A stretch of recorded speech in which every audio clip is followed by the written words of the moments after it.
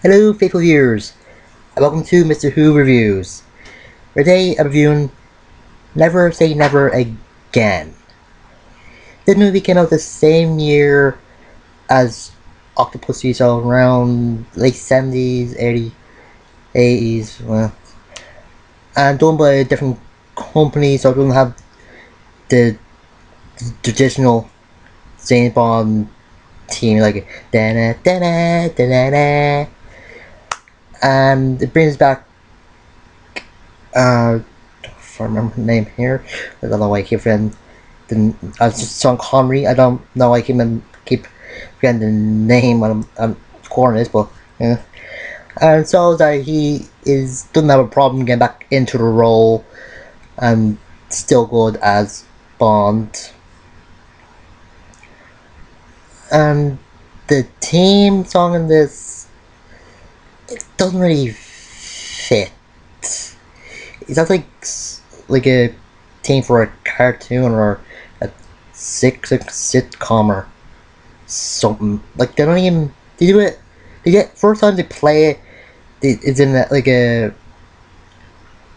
a training camp or a jungle or something.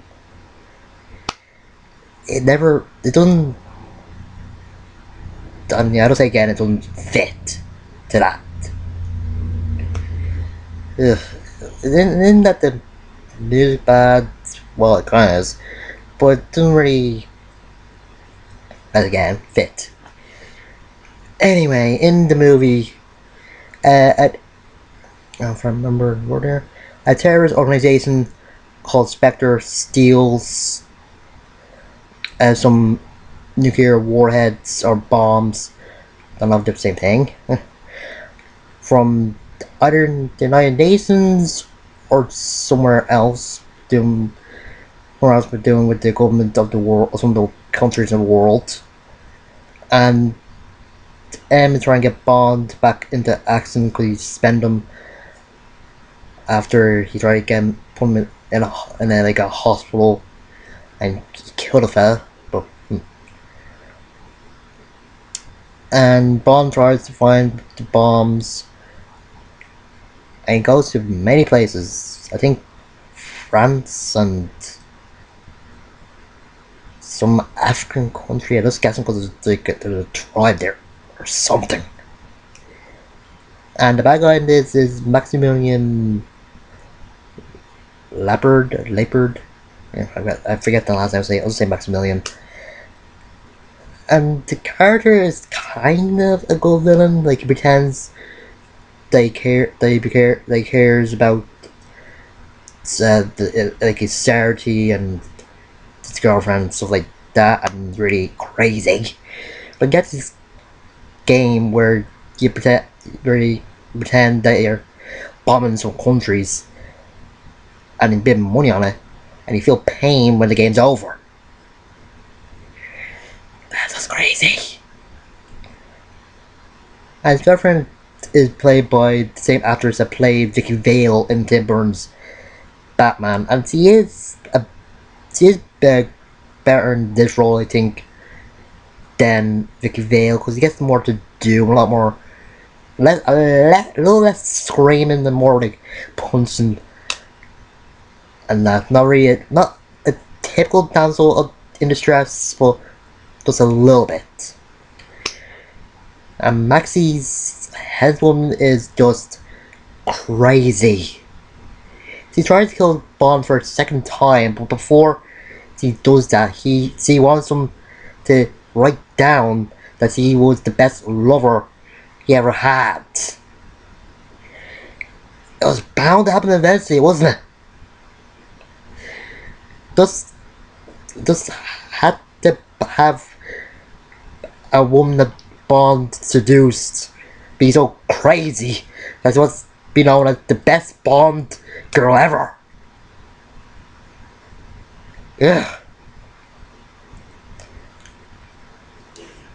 And I don't really know if Q was in this, but there was a guy that gave him gadgets, but it didn't really seem like Q. It seemed like one of his assistants.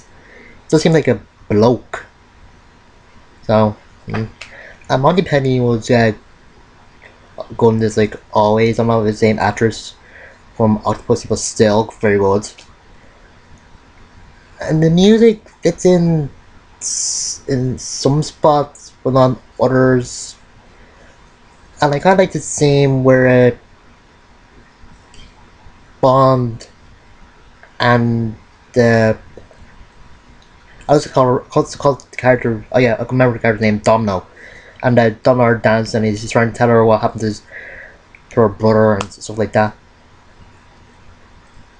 It's just a good scene, and I think it was the first scene that started the distracting, like pretending your dad's where you're just talking about what happened to the family member or something like that. It's a good scene.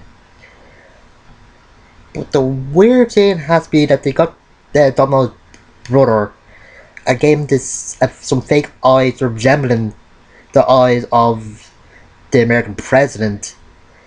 So he can sneak in and get his eyes scanned, and they're able to steal weapons or the bombs. That is just silly.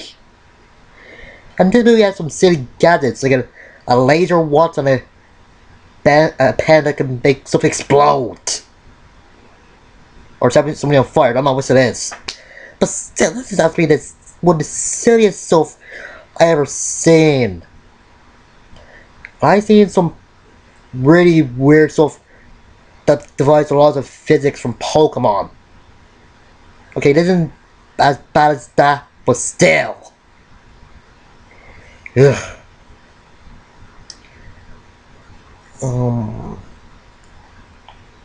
What else? What else? Well, as I said, the gadgets are good this time around. Like laser pen, it was cool. A lot of laser pen, laser watts. That was cool. I don't know why why I need to explain why it's so cool. It's just obvious. And I hear that some people think that this resembles a remake of Thunderball. I can kind of see that, like Spectre being mentioned that a guy stroking a cat. And you don't even see him. I can kind of see it, so. This is a kind of good movie, some boring parts, but some stuff doesn't really work, and I just lost focus at some point in this movie. When the girl was trying to kill Bonnet the first time. Just lost focus after that. Let's got so bored. Ugh. I'm wrong accents. I'm not wrong accent. Gotta play Mr. Bean. I don't know if wrong accent is the right name, but still, it's in this, and he's kind of good. And he just plays a rookie secret agent or something. But he don't really do that much, and there's a CIA agent that does more. So I give this 6 out of 10. And next time I'll be skipping a few to go to the 40th anniversary movie. So until then, I'm Mr. Who, and see you.